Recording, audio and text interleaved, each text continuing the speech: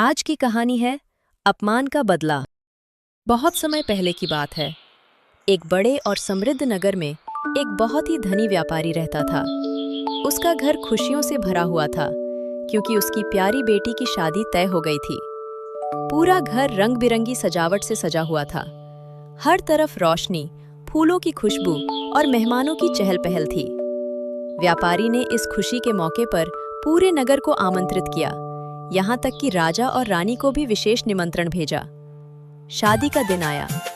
सभी मेहमान सुंदर कपड़ों में सजे धजे आए थे। महल जैसा बड़ा पंडाल तैयार किया गया था, जहाँ संगीत बज रहा था और स्वादिष्ट भोजन परोसा जा रहा था। इसी बीच एक सफाई कर्मी भी वहां आ पहुंचा। उसे निमंत्रण नहीं मिला था, लेकिन वो चुपके से अंदर घुस गया और एक सम्मानित अतिथि की जगह पर जाकर बैठ गया। जब व्यापारी की नजर उस पर पड़ी तो वो गुस्से से लाल हो गया। उसने सबके सामने उसे डांटते हुए कहा, तुम्हारी यहाँ आने की हिम्मत कैसे हुई? ये जगह तुम्हारे लिए नहीं है, तुरंत यहाँ से चले जाओ। सभी मेहमान ये देखकर हैरान रह गए। सफाई कर्मी को बहुत अपमानित महसूस हुआ। उसकी आंखों में आंसू आ गए, लेकिन वो चुपचाप वहां से चला गया। जाते जाते उसने मन ही मन सोचा, आज तुमने मेरा अपमान किया है, मैं इसका बदला जरूर लूंगा। कुछ दिनों बाद एक सुबह सफाई कर्मी राजा के महल में सफाई कर रहा था। राजा अपने बिस्तर पर आधे सोए हुए थे। सफाई कर्मी ने मौका देखकर धीरे धीरे बुदबुदाया, अजीब बात है, वो व्यापारी चुपके से रानी से मिलने आता है। राजा ने ये बात आधी नींद में ही सुन ली। वो तुरंत चौंक गया। उसके मन में शक पैदा हो गया।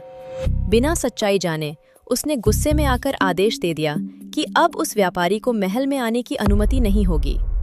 जब व्यापारी को ये बात पता चली तो वो बहुत परेशान हो गया। उसने सोचा, मैंने ऐसा क्या किया जो राजा मुझसे नाराज हो गए? जांच पड़ताल करने पर उसे पता चला कि इसके पीछे वही सफाई कर्मी है जिसे उसने शादी में अपमानित किया था। व्यापारी को अपनी गलती का एहसास हुआ। उसने तुरंत उस सफाई कर्मी को अपने घर बुलाया। इस बार उसने उसका बहुत सम्मान किया।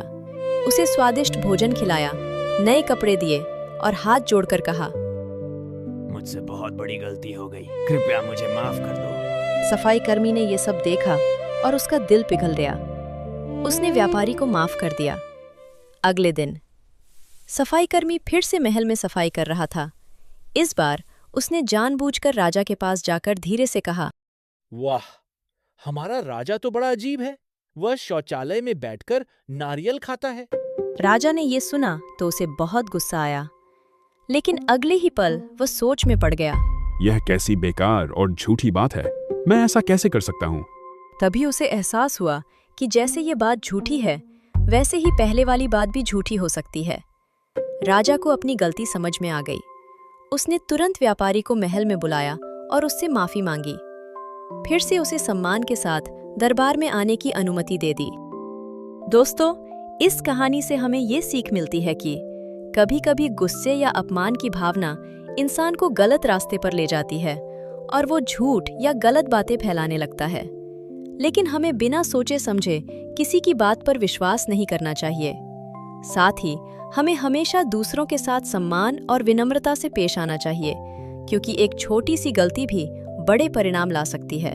धन्यवाद दोस्तों, आशा करती हूँ कि आपको ये मजेदार कहानी पसंद आई हो।